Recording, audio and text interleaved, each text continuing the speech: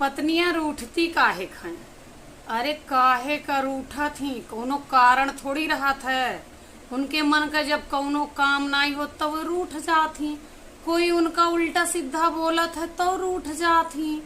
अरे यहाँ ना, अगर देर सवेर से घरे आवा और उनके मन मुताबिक काम न करत तब वो रूठ जाती।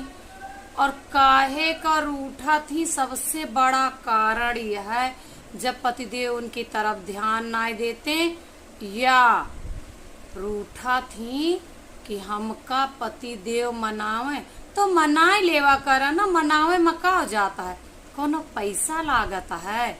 मान लो रोज रोज रूठा थी, रोज रोज मनावा।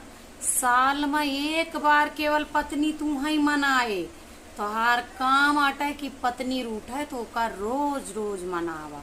बात समझ में आई हो तो